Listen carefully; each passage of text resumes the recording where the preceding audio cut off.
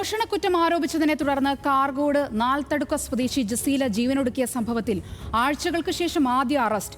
ജസീലയുടെ ആൺസുഹൃത്തിന്റെ മാതാവ് ആയിഷയെ ആത്മഹത്യാ പ്രേരണ കുറ്റം ചുമത്തി വിദ്യാനഗർ പോലീസ് അറസ്റ്റ് ചെയ്തു.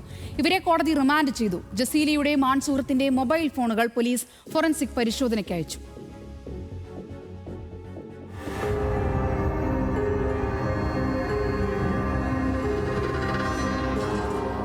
ജീവനൊടുക്കിയ ജസീലയുടെ ആൺസുഹൃത്തിന്റെ മാതാവ് ആയിഷയെ വിദ്യാനഗർ പോലീസ് രാവിലെയാണ് കസ്റ്റഡിയിലെടുത്തത്.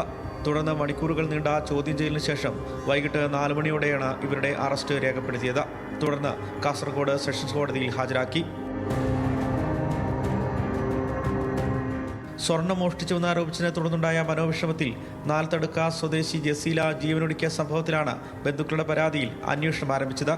ആഴ്ചകൾ കഴിഞ്ഞിട്ടും പോലീസ് നടപടി വൈകുന്നതിൽ വലിയ പ്രതിഷേധമുയർന്നിരുന്നു. 2 ആഴ്ച പിന്നിട്ടിട്ടും അന്വേഷണം എങ്ങുമെത്താത്ത സാഹചര്യത്തിൽ ശക്തമായ പ്രക്ഷോഭ പരിപാടികളുമായി മുന്നോട്ടു പോകുമെന്ന് ആക്ഷൻ കമ്മിറ്റി മുന്നറിയിപ്പ് നൽകി. ഈ സാഹചര്യത്തിലാണ് അന്വേഷണം ഊർജിതമാക്കിയ പോലീസ് ആൺസുഹൃത്തിന്റെ മാതാവിനെ പോലീസ് സ്റ്റേഷനിലേക്ക് വിളിച്ചു വരുത്തി വിദ്യാനഗർ SHOയുടെ നേതൃത്വത്തിൽ ചോദ്യം ചെയ്തത്. മരിച്ച ജസീലയുടെയും ആൺസുഹൃത്തിന്റെയും മൊബൈൽ ഫോൺ ഫോറൻസിക് വിഭാഗത്തിന് കൈമാറിയിട്ടുണ്ട്. നിലവിൽ ആത്മഹത്യാ പ്രേരണാകുറ്റം ചുമത്തിയാണ് ആയിഷയെ അറസ്റ്റ് ചെയ്തിട്ടുള്ളത്.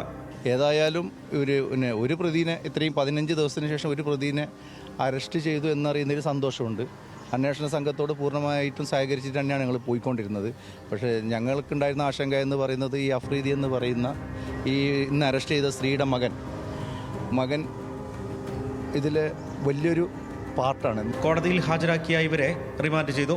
തുടർന്ന് ആയിഷയെ കാഞ്ഞങ്ങാട് വനിതാ ജയിലിലേക്ക് മാറ്റി. കാസർഗോഡ് കോടതി ശനിയാഴ്ച രാവിലെ ഇവരുടെ ജാമ്യാപേക്ഷ പരിഗണിക്കും. മോഷണക്കുറ്റം ആരോപിച്ചതിൽ മനംനൊന്ത് കഴിഞ്ഞ 15-ാം തീയതിയാണ് ജസീല എലിവിഷം കഴിച്ച് ആശുപത്രിയിലായത്. ചികിത്സയിലിരിക്കെ ഫെബ്രുവരി 20-നാണ് മരണപ്പെട്ടത്. നിരപരാധിയാണെന്ന് കരഞ്ഞു പറയുന്ന വീഡിയോ ചിത്രീകരിച്ച ശേഷമാണ് ജസീല ജീവനൊടുക്കിയത്. ന്യൂസ് മലയാളം, കാസർഗോഡ്.